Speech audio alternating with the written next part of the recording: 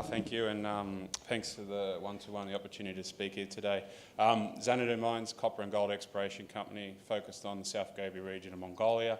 We're looking for copper-gold porphyries. These supply about 60% of the world's copper. We have a new discovery underway at the moment, very exciting drill results, very aggressive drill program. We have the right team, and in about 15 years in working in this business and being involved in 2 greenfields discoveries, we believe we've got the right ingredients to be successful, good management, the right project, and certainly the right investor appeal. So it's a unique opportunity. We look out here at the moment, there's very little exploration. We've come out of a big downturn.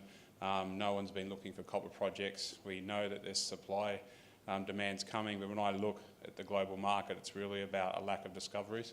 And that's where the demand's going to come from, the scarcity of new discoveries. And what we have here in our Kharmagtai flagship project is a globally significant gold discovery, copper and gold discovery. We're seeing multiple intervals of 900 metre intercepts of continuous copper now. We have shallow resources. We're working in the head frames of a previous discovery called Oyu Tolgoi, now the 3rd biggest copper mine in the world. So we have easy access to infrastructure. As I said, it's important to put together the right team. We're working in an environment where I guess those discoveries as coming out of a downturn counter-cyclic approach, the right team to be able to fund it and find it, and we're doing that successfully at the moment. Quick snapshot of the company. At 20 cents, we've got a market cap just a little bit over $100 million Aussie. We're quite well funded at the moment. We have a very strong institutional register which allowed us to not only get hold of this project but continue to drill, and at the moment for an Australian listed company, I think we're probably one of the biggest exploration programs outside Australia, with 4 drill rigs running, so quite an aggressive drill program. And as I said, the right team to deliver. When I look globally at the moment, there's not a lot of demand out there, but one of the key things that's going to be we see a crunch coming in supply, and that's because of the lack of discoveries. It's all about discoveries, all about new projects. And we look globally, there's very few of these, and if we look at this plot, this is really the key projects that are coming through. Some of these won't come through because of socio-environmental issues, but if we look at where these projects sit, the advantage that we're going to talk about here with our Kharmagtai project is not only does it have the grade, it's shallow resources and growing rapidly, but it sits up in this upper level. So having those open pitable resources really gives you the license to explore deeper. We control the district. This is a district with multiple discoveries, high-grade resources at surface, growing, and as I said, I've got a new discovery underway at the moment. Central Asia, that's where we're located in Mongolia. It sits right in the middle of this new One Belt, One Road incentive. This is a large infrastructure build-out. It's pretty exciting for our industry because this is going to demand a lot of metal to come into this, and it's one of these real growth projects you see out there, but more importantly, it sits on a world-class copper province that is the fourth most endowed copper belt in the world, but very little exploration. But despite that, hosts some of the world's biggest copper deposits. And if you just take Mongolia, for example, the 2 projects that are in production or in producing at the moment, in terms of size, they're only second in size to Chile, and that's only 2 deposits in the country.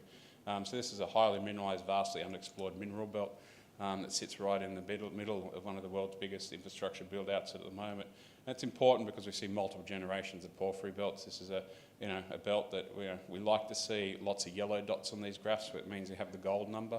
So when you see copper systems with gold, they're often the ones that develop, progress very quickly, and having those byproducts as gold is significant. And this is a belt that has some of these large deposits. Where we are in Mongolia, as a company, we have 3 main projects: Yellow Mountain in the north of the country, 2 projects in the south, Kharmagtai and Red Mountain. This presentation I'm going to focus on Kharmagtai. You can see here Kharmagtai is located about an hour's drive north of the large Oyu Tolgoi deposit. This is a district that has developing infrastructure. We're blessed with that. We have power, we have a fully permitted mining licence, we have water resources, we have paved roads that go into China, and just at that Chinese border there with Mongolia, there's several smelters within 100 kilometres. So finding a copper deposit on the doorstep of the world's biggest consumer, we think, is a real competitive advantage, and I believe, and having been involved in the early days of Oyu Tolgoi, that's why that project was built so quickly. Taking a project from discovery in 2005 to the 3rd biggest copper mine now, less than 10 years later, it was a remarkable effort, and that happens because you're on the doorstep of this large market. It's a district scale. When you look at these projects, when you look at copper porphyries, it's offered 1, 2, 3, 4 projects or 4 discoveries that make up the bulk of the resources. We have shallow open pittable, that's important, and that's a real differentiator for us and a lot of our peers out there globally at the moment, and a fast growing resource. When you're drilling holes with 1 kilometre step outs with 900 metres of copper, these resources grow quite rapidly. The district, as I said, fully permitted mining licence, very little exploration in the past because the area is all white, it's covered in thin veneer of sand, but where the pre-existing resources at Stockwork Hill, White Hill, and those areas in red cover about 10% of this licence, most of the drilling in the past has been concentrated on that relatively small area. And we can see from the mag, this system's about 30 square kilometres, about 10% of it drilled. Shallow resources, and it's got a huge potential to grow, and drilling continues to expand this large system. As background, this was a daughter project to Oyu Tolgoi, 2001-2006, Ivanhoe Mines spent about $50 million of direct exploration on that project. We came in 2014, acquired the project, got that data, resumed the exploration, and today, standing here 2 years later, still continuing to drill the longest, highest grade intercepts on the project to date. So it's a saying in our business and exploration, more often than not, it's the 3rd or 4th company that finds those. But for a junior company to come in and be able to pick up a project, $50 million already spent on it, it's a real leg up, and take that data and expand it and continue the discoveries, or where the exploration interrupted, that's the real competitive advantage we have. And you only get that from a counter-cyclic approach, getting into the market when majors are distracted, when there is no money flowing around, identifying the project, and then delivering exploration success as your leverage to metals change and the cycle change. So this is where we're drilling. We don't have high mountains, you don't have malaria, you don't have flowing rivers, you don't have people. Fantastic place to work.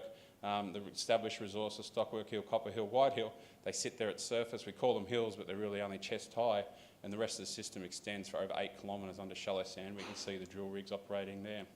So 2 years ago, we announced a maiden resource. This was a 200 million tonne resource. 0.5, 0.6 equivalent, low strip ratio, had a high-grade core, really attracted us. But more importantly, when you look at that high-grade core, it had a low strip ratio and several drill holes here. You can see the intervals, 600 metres, 1% copper, 200 metres, 2% copper. These are great grades, but these in a system that's bulking out now into hundreds of millions of tonnes, and this is why we believe it's a true billion-dollar project. Near-term development opportunities, we're pursuing those, and we have a two-pronged attack. We're continuing to have discoveries in the district, but we're looking at taking this project through to a resource upgrade before the end of the year, and also a PEA. So it's quite exciting when you look at these resources. Low strip ratio options here, high grades, and you've got hundreds of millions of tonnes to play with. It's going to be interesting how this pans out in the next 12 months. And that's good because that's in the central part, but as I said, most of this district's underexplored. We have an amazing conversion rate here. We had 19 targets at the start of this year. We've already defined 3 discoveries which are in resource. 5 additional porphyries have been drilled. Several of them are mineralised, and there's 9 more to go. And the new Zara discovery is turning into a real cracker. That's really starting to change. If you look globally at the moment, with the average head grade of copper projects is 0.5, when you drill broad intervals of 1%, the market does pay interest. And this is the Zara discovery. It's, as I said, after a decade of exploration, and free of that exploration by us, we're drilling the longest, highest grade intervals to date. And when you drill 900 metres of continuous copper in a new discovery, it's quite remarkable, and it really lends itself to the upside of this project. And that's the terrain we're dealing with. So you're dealing with 20 metres of sand cover, drilling through that, and it's a lot of geology goes into interpreting where you drill these systems, but the system is wide open. As we said, 1 kilometre long, 500 metres wide. In our industry, you typically say 400 by 400 gives you 1 billion tonnes. We've already drilled a hole with 900 metres. We've got 2 other holes that we've reported with visual copper with hundreds of metres of mineralisation. It's quite exciting. When we pulled this together, you can see drill hole 462 there, which was the 900 metre interval. Only 200 metres to the north of that, under shallow sand cover, we've now identified a surface exposure of that. So the drilling is going to focus on that. We have lots of assays pending, lots of copper in these rocks, and that'll come out. And we've just already got 3 deposits in resource. The 4th one we believe will tip the critical mass. But what's important is that you look around at the moment, no doubt that exploration's heading deep, and that's out of necessity. But you know, having those surface exposures or having those open pit low strip ratios is a critical key here. We look at Oyu Tolgoi in scale there, one of the best discoveries in the last few decades. And we look at Hamagtai in terms of scale. You know, having that open cut pit, which is the southwest Oyu deposit at Oyu Tolgoi, and what we're developing here at White Hill, Copper Hill and White Hill, gives you the licence to go deep, because I don't know of any projects around there at the moment that are starting as block caves because of the capital intensity of these. Values at the drill bit. So Xanadu last year, second best drill hole globally, 600 metre interval at over 1% copper from 16 metres of depth.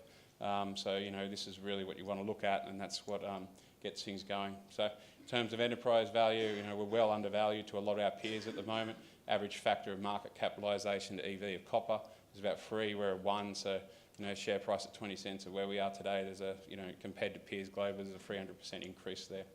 So very aggressive on the ground. We're a team of geologists. We've been involved with discoveries globally. I've worked in 5 countries, or lived in 5, worked across 10, been involved in world-class discoveries. We understand what it takes to deliver these, and we're very aggressive on the ground with our drilling, and good news flow to come. So that's the Xanadu story. Thanks very much.